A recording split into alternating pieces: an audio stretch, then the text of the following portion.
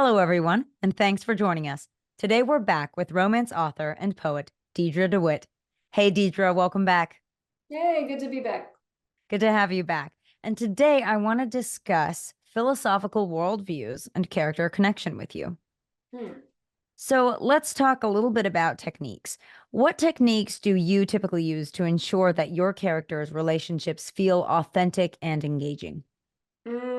Well, I really like to study different types of philosophical worldviews as well as psychological worldviews. Mm, And so when you study those two things, you're basically studying what people think, why they think it, and how they interact with people because of how they think. And so if mm. you study those things, which I would recommend all writers do, you have to study people in order to present them well. When you do those things, your relationships in your stories come out more authentic. Right. And how have your philosophical studies influenced the development of romantic relationships in your novels? Well, I mean, romantic relationships are basically just an extension of the self, Mm, really. And so the way you interact with people brings out kind of your true self. So when you're with one type of person, your worst self comes out, but it's still yourself, right? And then if you're with a different type of person, the best version of yourself comes out, and that's also you. And so for me, oddly enough, studying Carl Jung's shadow and ego was actually the most useful for romantic relationships because the shadow, basically the ego um, is what you are consciously and unconsciously. It's how you act and what you believe.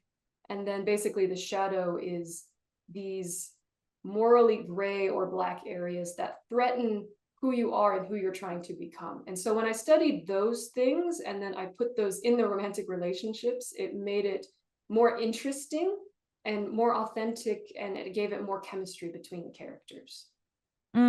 interesting. And speaking of heightening the storyline and suspense, how do you use philosophical debates or themes to deepen character development and heighten the stakes in your romantic suspense novels? Well, I think the best thing for that is to first create a very strong environment that has its own belief system.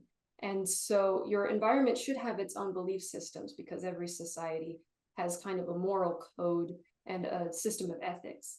And Hmm. so when you put these characters into these environments, it really challenges their personal beliefs and what they think about themselves and the world around them. And so those challenges become the suspense, it becomes the conflict, and it makes the storyline more interesting and engaging for that purpose. Interesting. And do you find that your characters often embody or struggle with particular philosophical worldviews? Well, I'm a big fan of Gothic novels, and so Gothic novels really rely on studying the human condition, the human soul, and good and evil within the human soul. And so my stories are in the same kind of line up where I like to study the individual, and studying the individual kind of gives us these struggles between good and evil, and that kind of brings out the philosophical worldviews.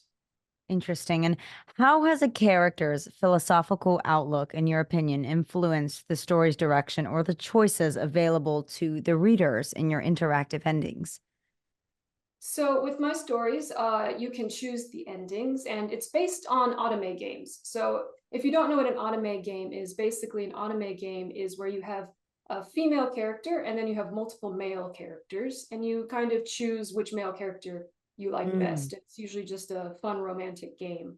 And so what I do with my books is it's the same setup. You have a female character and multiple male characters. But what I do is the male characters are basically these challenges to the female character's worldview. And so I make sure that mm. each one of the male characters challenges the female in a way that either gets her to fight back or that gets her to grow in some sort of way. And so by the end of the story, her philosophical worldviews should have changed from the beginning to the end. So it's a really good, solid character arc. Well, Deidrea, thank you so much. That was wonderful insight on philosophical worldviews and character connection. You're welcome, anytime. That's all the time we have for today. Thank you, everyone, for tuning into today's interview with romance author and poet Deidrea Dewitt. Be sure to check out our website for more videos. Wishing you all a fulfilling and successful writing journey.